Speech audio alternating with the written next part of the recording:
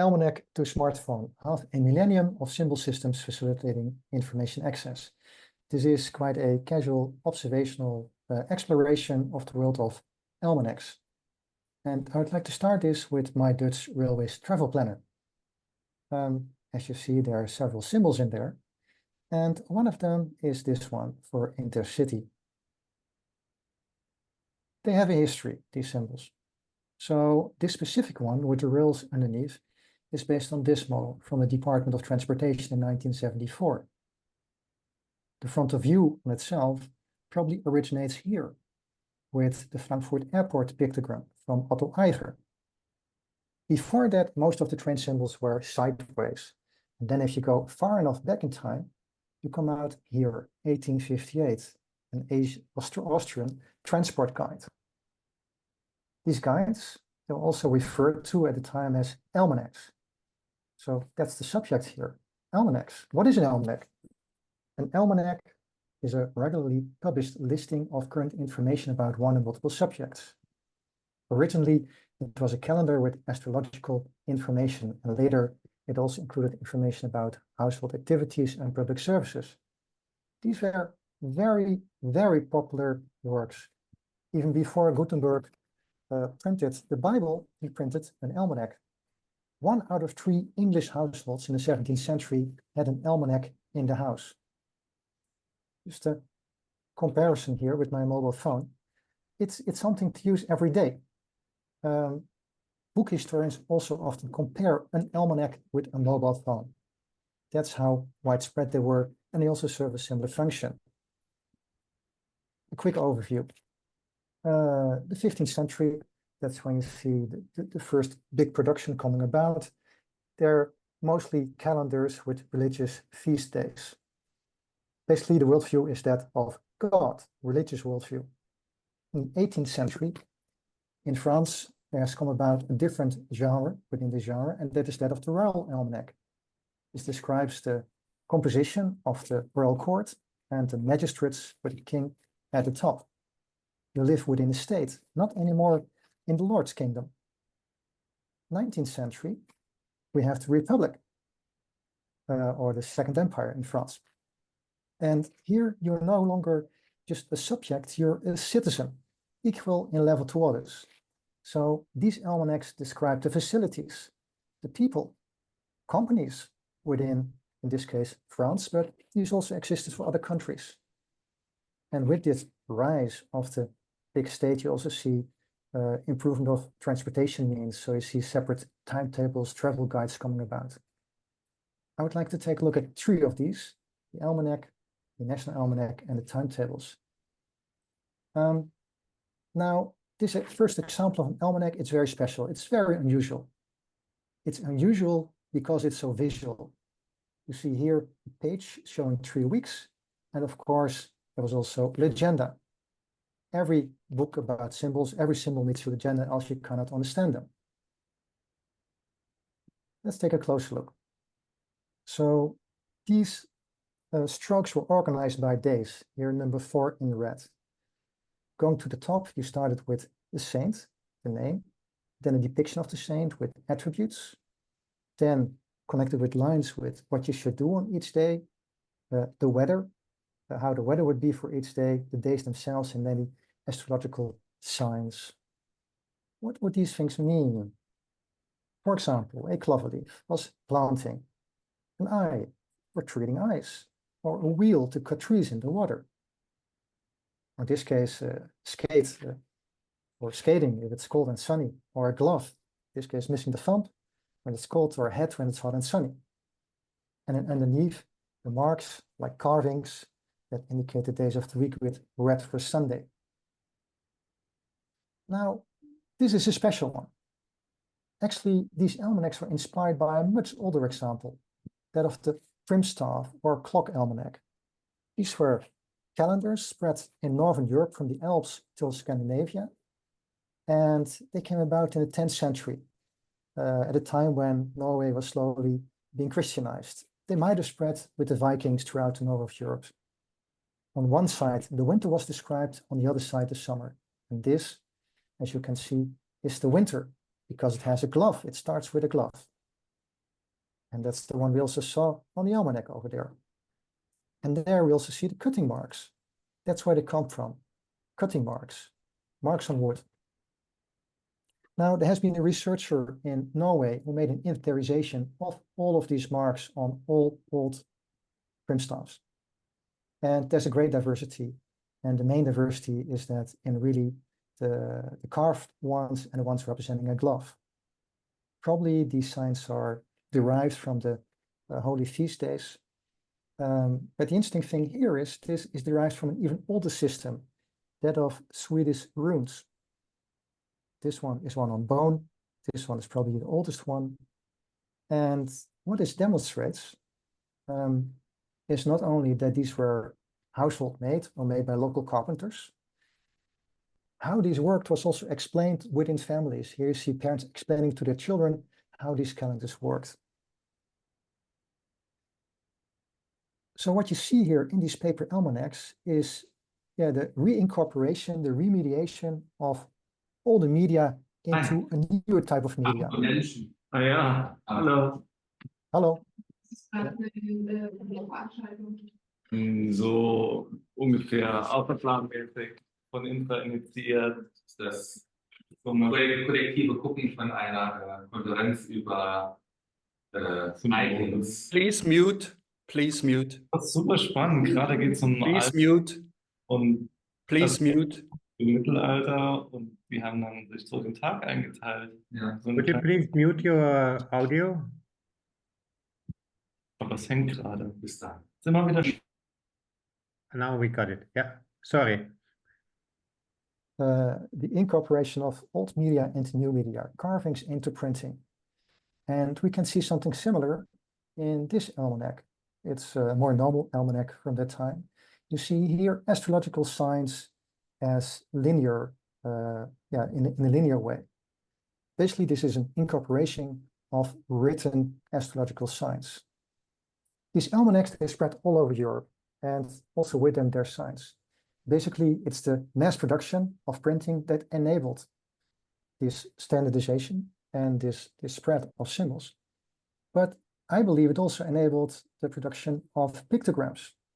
Somewhat paradoxically, with the advent of printing and text and reading capabilities, also more symbols and pictograms were introduced, just because the medium, printing, enabled that. No carvings, simple work. No writings, simple work. No multi-production of pictograms. A small detail, there's also a small moon in there for the full moon. Of course, every calendar has a full moon, almost like a smiley. I would like to return now to the 19th century. It's a different time.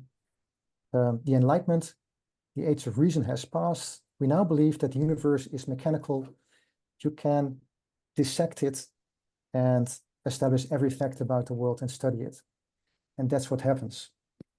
Mapping is no longer rough, it's precisely mathematically. The numbers and letters you use to indicate features are being replaced now also by icons. And in this case, this benefited the central state. A map to organize the army, a map to raise taxes so you know where everyone lives. And with that, also a need to lay down information about each city. This led to a variation in the development of almanacs made by this guy, Sébastien Bottin.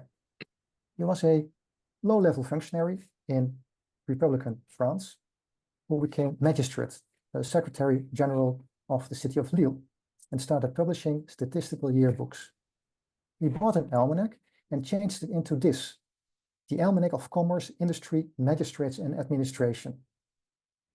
This, I don't know whether it still exists, but this was published until, let's say, a decade ago. It contains also a whole lot of symbols that tell us quite a lot about the composition of society.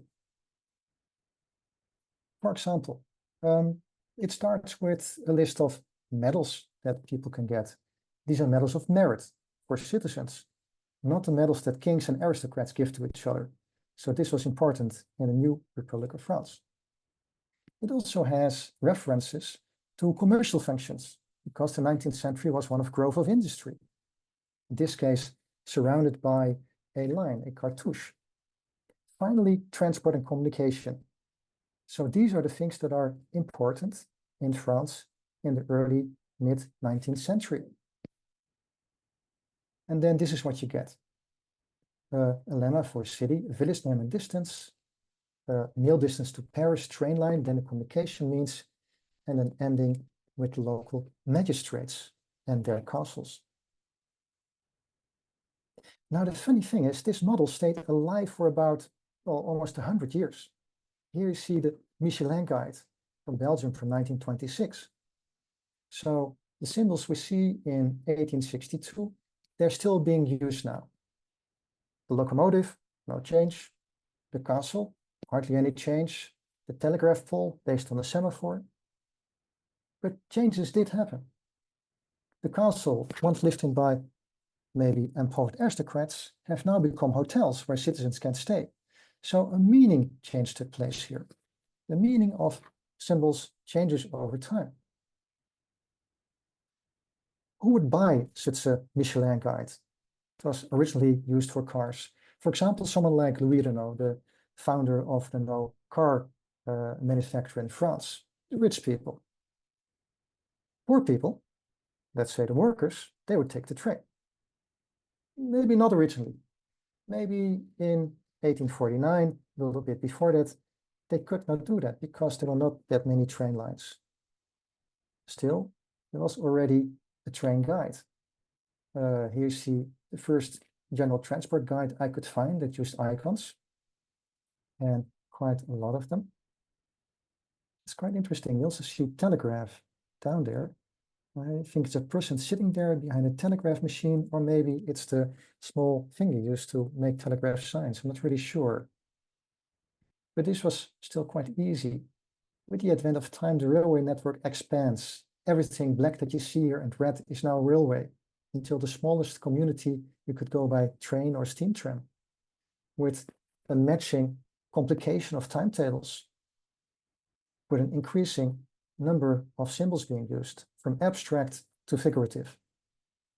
Now, the interesting thing is that if you take a look throughout time, over all of these hundreds of years, the number of symbols being used is quite constant in all these publications. Let's say 25 on average, max half of them abstract, half of them figurative. I believe this is a balance that helps to maintain a certain diversity and enables you to distinguish categories in accessing quickly information. Also here, by the way, you see shifts in meaning taking place. A glass factory, originally as indicated on a map 100 years ago, becomes drinks in a train. The car from Louis Renault becomes a bus. A castle becomes a border station. Partly this might have to do with, that this is all lead, huh? So if you would make a new guide, you would take an existing symbol, you buy an existing set, that might be an explanation. What do people say about these things? Not much. People do hate train guides. That's for sure, based on things I read. That's only quite rare that symbols are being addressed. For example, here in the Wiener Hausfrau, the Vienna Housewife, a journal in 1911. The railway guide and the women. Be honest, dear ladies, most of us are at war with it. Me too. When I held the railway guide for the first time, I was shaken to the core. Think about it. Weight and format like a Bible, and then numbers, numbers, numbers. If you would like to understand the timetable better, I refer you to the second page of the cover. There you will find explanations for all of those fabulous signs that make you feel so lost at first sight. These signs will show you all of the characteristics of individual trains, sleep wagon, eating wagon, high-speed train, and so onwards. It's quite unusual that you find this. I would like to stop my presentation about almanacs here and make a quick move now to the modern time before finishing this small presentation. So how do we get back? A short discussion about how almanacs influence current icons. We have all these different genres that come about in different times, and how these influence each other is quite differentiated. You need quite a complicated diagram to explain it. Few remarks. For example, the symbols used in almanacs and maps, they did influence visual statistics, isotype, quite a lot. Something that Neurath said in 1927, that he took the 50 most used symbols in geography as a foundation. then you would have, let's say, the traffic symbols, the signage. They were the major inspiration for pictograms. That's what everyone wrote in the 1960s, 1950s. At least the idea, we want to have pictograms for pedestrians because we see that road signs work. Doesn't say that also the image contents were necessarily inspired by it. So there's a nuanced view to this. Finally, this. It's a book I just read, Digital Icons That Work. It's just come out. And it's also based on observation, like what I do now here. It says something that I agree with. It says, in the name of the author, really, there's no such thing as a universal icon in digital design. And now I cannot read the whole citation because the window is in front of it. The overwhelming majority of icons are ambiguous, some in terms of recognition, some in terms of interpretation, and many in terms of both. That is, a consistent standard doesn't exist for how most icons are used across interfaces. It continues to change and evolve over time. That's something that I see happening too in history.